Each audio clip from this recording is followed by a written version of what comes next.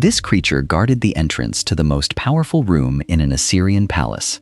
It had the body of a lion, the wings of a great bird, the crowned head of a man, and 5 legs. Seen from the front, it appeared motionless.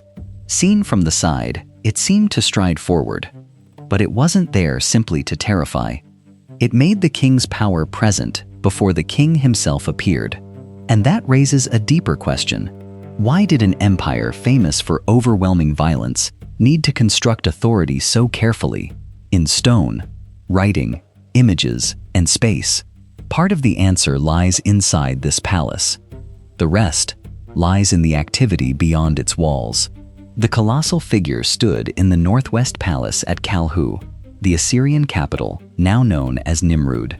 It belonged to a pair of human-headed, winged lions, flanking one of the monumental doorways between an outer court and the throne room of King Ashurnasirpal II. Today, figures like this are usually encountered alone in museums. Their size and strangeness are enough to command attention. But isolation changes them. At Nimrud, the winged lion was part of a threshold.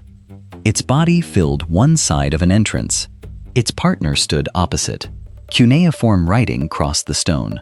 Beyond the doorway lay the throne room and the more restricted spaces of the royal palace. The figure was a supernatural guardian. It was associated with protection, and its position connected that protection directly to the king and his residence. Its scale, hybrid form, and placement could also contribute to an impression of overwhelming authority. But fear wasn't its only meaning. This wasn't simply a monster stationed at the gate to threaten visitors. It signaled that the space beyond was protected by forces reaching far past the human world. In a single architectural encounter, the doorway combined protection, hierarchy, royal legitimacy, and controlled access. Before the king spoke, the palace had already begun to define the terms on which he would be approached.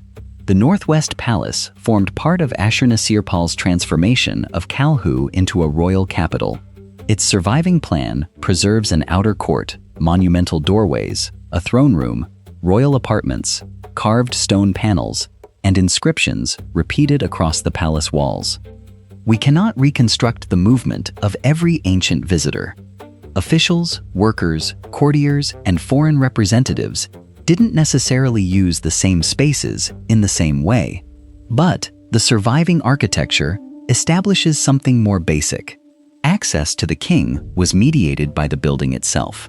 The outer court didn't simply open onto the throne. 3 monumental doorways stood between the court and the throne room.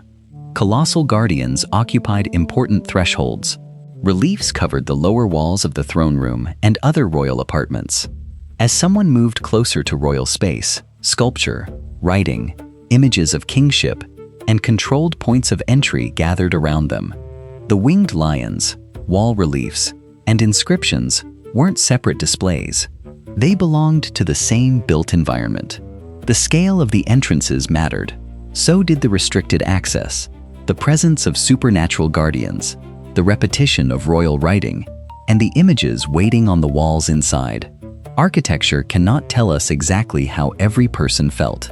It cannot prove that every visitor was frightened or that everyone received the same message, but it could shape the encounter. It structured where bodies passed, where movement slowed, where doorways narrowed, where monumental figures stood, and how close someone could come to the throne. Once inside, the palace continued to present the king through stone. Reliefs from the Northwest Palace showed military campaigns, royal hunting, and ritual encounters with protective beings. Together, these images placed the ruler within several forms of order. He appeared as a warrior capable of defeating enemies, as a hunter capable of controlling dangerous animals, and as a royal figure surrounded by supernatural protection. The subjects were different, but they belonged to the same political environment. The king stood at the center of a world in which human, animal, divine, and imperial forces had all been arranged around him. Violence was present, but it was rarely presented as chaotic. That becomes especially clear in later Assyrian palaces, where longer campaign sequences survive. At Nineveh, in the palace of Sennacherib, reliefs showing the campaign against Lachish transformed siege, capture, prisoners, booty, and landscape into a continuous royal narrative. Battle didn't appear on those walls as a chaotic collision. Fortifications, soldiers, prisoners, animals, carts, and possessions were all given positions and directions. Captives moved through a carefully carved landscape. Goods flowed away from the conquered city. The aftermath of violence unfolded as a sequence the king could oversee. The subject was conquest. The form was order. Another relief from Nimrud, made during a later reign for a different palace, compresses several stages of imperial action into a single image. A fortified city is attacked. Battering rams strike its defenses. A scribe records the results. Women and children leave in carts with animals and property. The image moves from assault to calculation to removal. It can't be treated as a literal photograph of what happened. It was produced for a royal setting, selecting what appears, arranging the figures, and giving the event a controlled outcome. That is precisely what makes it useful. The relief does more than show violence. It shows violence being made legible.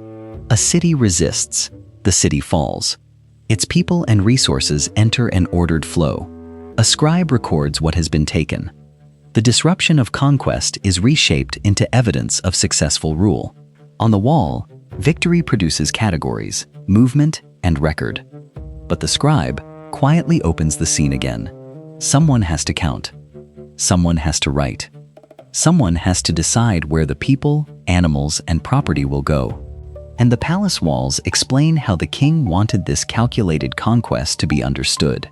Many relief slabs from Ashurnasirpal's northwest palace carried a repeated text known as the standard inscription.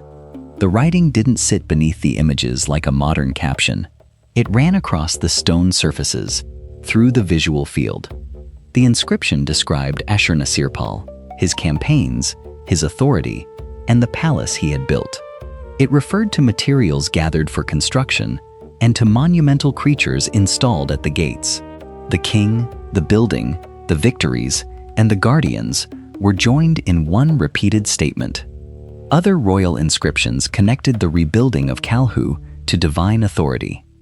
Ashurnasirpal presented himself as a ruler chosen and supported by the gods, restoring and constructing a royal center. These texts show how the palace was meant to be understood, but they are royal claims, not neutral records.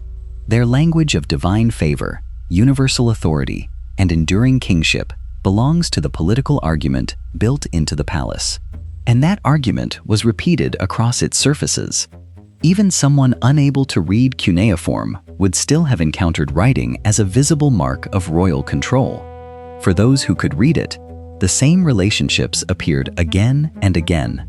Conquest supported kingship. Divine favor supported conquest. Building gave that authority material form. The palace presented the result as settled. But stone can look permanent, even while the empire it represents still has to be maintained. The scribe carved into the captured city relief points toward a less visible world. Behind the king's victory stood tablets, correspondence, officials, workers, storage buildings, transport, and records. The Neo-Assyrian government depended on these administrative systems as well as military force. Surviving legal documents, letters, administrative notes, and treaties refer to many kinds of labor. They record soldiers, craftsmen, sailors, caravan workers, agricultural laborers, and others whose activities had to be coordinated. They do not describe a single, uniform system of labor. Not all work was forced, and not every worker occupied the same position. What they reveal is the sheer scale of organization behind the royal image. Stone had to be transported and carved. Campaign resources and tribute had to be counted, moved, stored, and redistributed. At Nimrud, Fort Shalmaneser provides a material connection between imperial campaigns and royal resources. Parts of the complex were used to store tribute and booty. A palace relief could show goods moving towards the king in disciplined procession. A royal inscription could declare that foreign lands had submitted, but the storehouse still had to contain what arrived. Officials had to record it. Workers had to move it. Someone had to remain responsible once the spectacle of victory was over. The monument concentrated authority in the body and name of the king.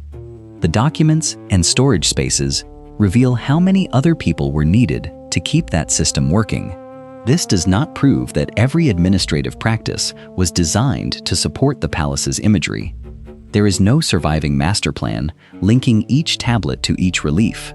The relationship appears when different forms of evidence are placed beside one another. On the palace wall, victory is complete. In the storeroom and archive, it remains an ongoing task. The movement of conquered populations makes that connection even clearer. Assyrian reliefs depict prisoners and other inhabitants being taken away from captured places. In the Lachish sequence, prisoners move through the landscape with booty. In the Nimrud captured city relief, women and children travel in carts while a scribe records the result of the conquest. Other panels from Nineveh show prisoners reviewed and deported after a campaign. These images organize movement with the same visual control applied to scenes of battle. People form lines. Carts follow a clear direction. Soldiers supervise. Scribes record. From the king's point of view, displacement appears as another ordered consequence of victory. Administrative evidence confirms that population transfer wasn't merely a visual theme. Surviving documents include orders for moving large groups of people. One text concerns the transfer of 6,000 people, likely to provide labor elsewhere in the empire. That likely purpose cannot be extended to every case. Assyrian deportations could be connected to punishment, security, resettlement, labor, or wider imperial management. But the documents establish that forced population movement could be organized by the state. Conquest continued after the walls had fallen. It continued through orders, lists, destinations, labor requirements, and decisions about where people would be placed. For administrators, populations could be counted and assigned. Movement could be made legible. People could appear as groups within an imperial plan. The reliefs show this process from the perspective of the ruler. They show who directs the movement, where the lines go, and how displacement is presented as a supervised outcome. They don't preserve a complete account of what that movement meant for the people inside those lines. And the evidence doesn't allow one universal story of deportation, but it does preserve the conditions of rupture. People leave a captured city. Families travel with their possessions. Animals and goods move beside them. Armed men control the direction. A scribe records the outcome. For the palace, this is resistance transformed into order. For the people being moved, it is the loss of control over place, property, movement, and future. Both realities are present in the scene, but the image doesn't give them equal weight. The conquered are visible because their submission confirms the king's success. Their movement is presented as his achievement. Their goods become royal resources. Their destination becomes an administrative problem for his officials. The palace doesn't completely hide the human cost of empire. In some ways, it displays that cost openly, but it places it inside a composition whose meaning belongs to the ruler. That imbalance changes how the Northwest Palace can be read. Reliefs, inscriptions, plans, tablets, and population transfer orders aren't interchangeable sources. Each preserves a different part of the imperial system. None reveals the whole. Taken together, they show a palace projecting a protected, victorious, and ordered royal world, and the repeated work and coercion needed to sustain it. Which brings us back to the winged lion at the throne room doorway. Seen alone, it remains one of the most commanding images to survive from the ancient world. Returned to its original threshold, it becomes more precise. It guarded the approach to royal space. It carried the king's inscription across its body. It belonged to an architecture that separated the outer court from the throne room. Beyond it stood walls covered with carefully ordered statements about what Assyrian power had done and what that power was supposed to mean. The figure projects stability. Its stone body is controlled and symmetrical. From one angle, it is still. From another, it moves. It doesn't show the workers transporting stone, the officials writing orders, the storehouses receiving resources, or the families leaving conquered cities. Those traces survive elsewhere. And because they survive, the palace can be read in two directions. First, as Ashurnasirpal intended, a protected and enduring royal world in which divine authority, military victory, monumental construction, and kingship formed one order. Then, through the wider archaeological and textual record, a world whose appearance of permanence depended on campaigning, labor, administration, extracted resources, and the forced movement of people. The palace made the king's power seem as fixed as stone. Everything beyond its walls had to keep moving to make that possible.